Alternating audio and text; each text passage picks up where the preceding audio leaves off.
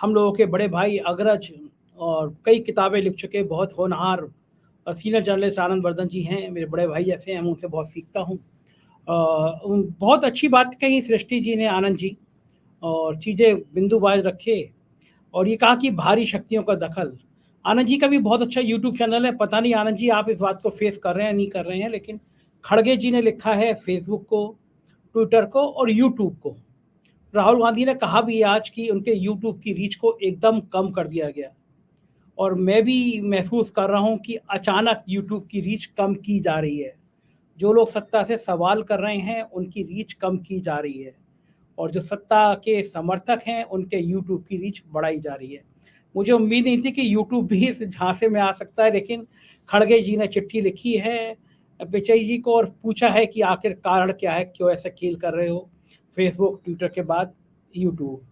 आनंद जी, क्या आप भी इस समस्या से आप भी शिकार हुए हैं, आपके यूट्यूब की भी रीच कम हुई है, भारी शक्तियों का हस्तक्षेप बढ़ा है, और फिर आज के घटनाक्रम पे आपके कुछ? नहीं, मतलब देखिए ये जो है ये सर्वविदित है कि इस समय तो रीच बहुत कम की ही गई है। वैसे भी आपको ये साफ साफ था कि अगर आप किसी दिन मोदी जी का नाम लेके कुछ भी कार्यक्रम कर दें तो वो आपका एक, ये इसमें हम सब लोग हैं, प्रदीप जी में देखेंगे, वो जैसे 1 मिनट में 800 800 900 600 900 1000 1000 तक चल रहा, आपको लगता है बहुत अच्छा पकड़ लिया, ये ठीक चलेगा, और वो 800 से ड्रॉप होके वो 20 पे आ जाता है। ये कोई भी दुनिया में ब्रेक भी लगता है तो ब्रेक होते होते वो एक टाइम लगता है उस ब्रेक को। स्पीड 100 से 10 नहीं होती है, स्पीड 100 से 90 80 60 वो जल्दी हो जाएगी, लेकिन ये जो ड्रॉप कराते हैं ये सर्वविदित है। और ये चूंकि ऑफिशियली आप बहुत सी चीजें नहीं कह सकते हैं क्योंकि आज दिक्कत है, कुछ शीर्ष नेताओं के पास डायरेक्ट एक्सेस है, और मैं इसको जिम्मेदारी से कह रहा हूं क्योंकि अभी नाम लेना संभव नहीं है। उन शीर्ष नेताओं के पास डायरेक्ट एक्सेस है इस यूट्यूब और फेसबुक के लिए, वो इसको डायरेक्ट कर सकते हैं। फेसबुक और यूट्यूब को सरकमेंट करते हैं, उनको एक्सेस दी गई है कि आप जब चाहिए तो उसको कम करिए, ज्यादा करिए। अब दिक्कत क्या है कि आप बहुत लाइमलाइट में आ गए थे, तो अब आपको तो आप ज्यादा टारगेटेड हैं, जो कम लाइमलाइट में हो कम टारगेटेड है। ये तो यू हैव टू, जिसको कहते हैं ना, आपको उसका प्राइस देना ही पड़ेगा, आपको उसका मूल्य चुकाना पड़ेगा। मैं एक दो चीजें और कह दूं, जो मजबूत सरकार की बात कर रहे थे, मैं उससे आनंद जी बिल्कुल सही कह रहे हैं। हम लोग जो डिबेट करते थे, आमतौर पे हम देखते थे कि हर बार, मतलब पिछले 6 महीनों में डिबेट हमेशा जब हो रही होती है तो 5000 6000 7000 लगातार लाइव रहते थे। अब मैं देख रहा हूँ पिछले 8 दिनों से वो लाइव की संख्या 1200-1300 पे अटक जा रही है आके। ये जानबूझ के ना कि चुनाव में बोलने नहीं देना है, कहीं पे भी बोलना है तो। हाँ, उससे ज्यादा नहीं जाने दे रहे हैं। आपका 1200-1300 पे अटक रही, मेरी 1000-1100 पे अटक रही, इससे ज्यादा आप कुछ कर लीजिए, आप बेस्ट ऑफ टॉपिक ले आइए, बेस्ट ऑफ स्पीकर ले आइए, बेस्ट ऑफ बात करिए, वो उससे उस थ्रेशोल्ड को तोड़ नहीं पा रहे हैं। ठीक है, मतलब मुझे लगता है कि ये भी वक्त है, ये भी गुजर जाएगा, और जिसको सुनना है, जो वैसे हैं, उनको थोड़ा मेहनत भी करने दीजिए अगर उनको लगता है तो। पहले क्या होता था कि यूट्यूब पहुंचाता था उन तक, अब उनको शायद लेने आना होगा यहाँ तक, उनको आपको खोजना होगा और ढूंढना होगा। ये वक्ती चीज है, मतलब इसको क्या कहा जाएगा, क्योंकि अपने हाथ में ये है नहीं। लेकिन मुझे एक चीज ये भी संजय जी, कि ऑल्टरनेटिव टेक्नोलॉजी कुछ ना कुछ प्लेटफॉर्म और लेके आएगी। दुनिया जिस रफ्तार से चल रही है ना, उस रफ्तार में ये मैटर ऑफ टाइम है, ये अगले 2 महीने में आएगा कि 1 महीने में आएगा, लेकिन एक दूसरा प्लेटफॉर्म तो आएगा ही आएगा अगर आप इसको इस तरह से रोकेंगे। मैं बात इस मेन विषय पे आ जाऊं, जो आपने सृष्टि जी ने कहा, उससे पहले अजय शुक्ला जी ने कहा, वो एक ही चीज नहीं कह रहे हैं, उन्होंने स्पीड भी थपथपाई है। उन्होंने कहा है कि अमित शाह साहब वहां जाके 3 दिन बैठे, देखिए, अरे अमित शाह साहब 3 दिन बैठे, उसके बाद क्या हालत कर दी है। ये अमित शाह साहब वहां 3 दिन बैठ के किसका काम कर रहे थे और किसका एजेंडा चला रहे थे, ये नहीं बताया उन्होंने। मैं 2-3 चीजें इसलिए कहूंगा क्योंकि मैं थोड़ी जानकारी, मेरी उम्र आप सब लोगों से ज्यादा है, तो मैं थोड़ा आप लोगों से समझना चाहता हूं। आरएसएस के लिए कहा जाता है बड़ा सांस्कृतिक संगठन है, सुबह यहाँ कुछ व्यायाम कराया जाता है, लोग दौड़ भाग करते हैं, बड़ा अच्छा खेलकूद होता है। मैं जरा जानकारी के लिए जानना चाह रहा हूं कि क्या किसी भी आपकी जानकारी में एशियन गेम्स में, कॉमनवेल्थ गेम्स में, ओलंपिक में, किसी में भी आरएसएस का कोई व्यक्ति कहीं है जिसने जाके कोई पदक अदक जीता हो कि भाई बड़ा अच्छा वहां से आरएसएस से निकला?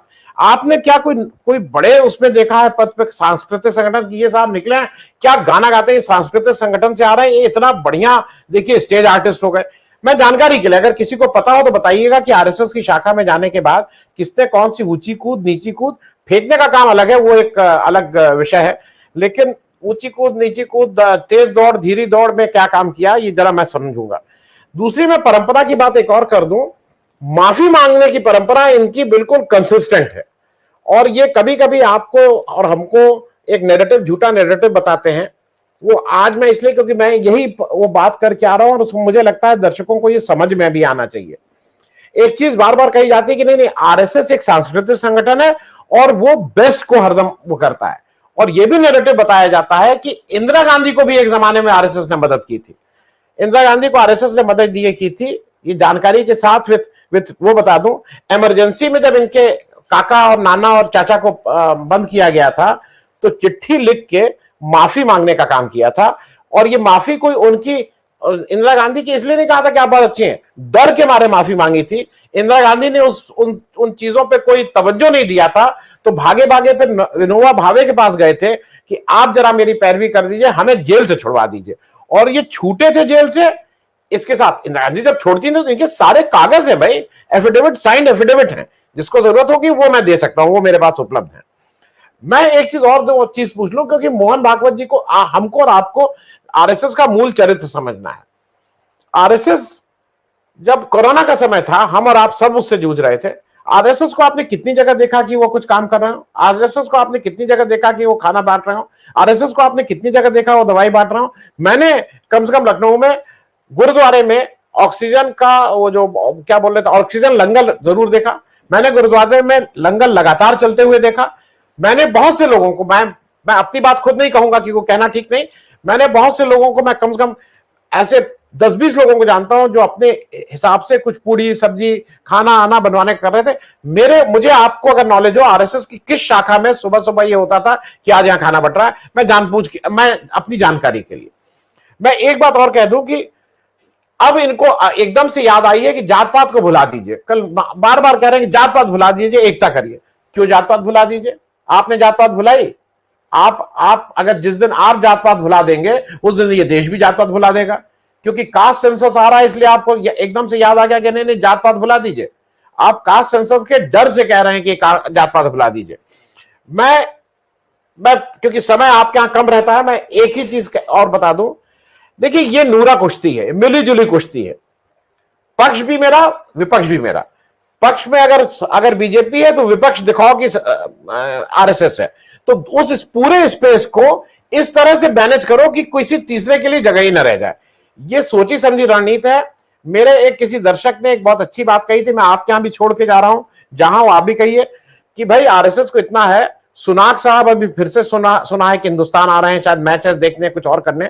उनसे एक ही चीज कह दीजिए कि मोदी नाम के लोगों को छोड़ दीजिए, बाकी जो भगोड़े हमारे यहां से पैसा लेके भागे हैं उसमें से एक को तो भेज दीजिए, मोदी को छोड़ के। मोदी लोगों को वहीं रखिए भाई, वहां आराम से रहें, लेकिन क्योंकि मोदी को आराम से रहना भी चाहिए, लेकिन बाकी नॉन मोदीज को किसी एक को तो भेज दीजिए। विजय माल्या जी को भेज दीजिए, बहुत से लोग हैं, मेहुर भाई हैं, चौकसी भाई हैं, कौन कौन है, उसमें से एक को सुनाक साहब से कह दीजिए कि एक को यहां भेज दीजिए।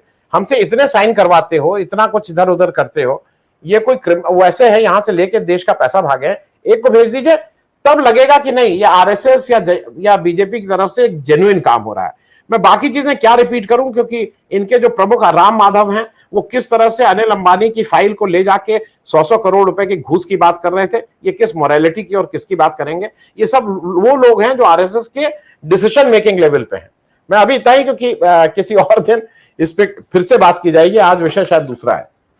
ये जो है आनंद जी, आपने सारी बातें सारगर्भित तरीके से कह दी। खेलों की बात की तो प्रधानमंत्री जी देखिए ढोल अच्छा बजा लेते हैं, आपने देखा होगा कई बार उनको ढोल बजाते हुए अच्छा देखा होगा। फेंकते भी अच्छा है। लोग कह रहे थे कि वो चोपड़ा जी को शायद पीछे छोड़ देंगे। संजय जी मैंने जिक्र किया था ना, नीरो बड़ी अच्छी कलाकार था, वो सब बजाता था, वो करता था।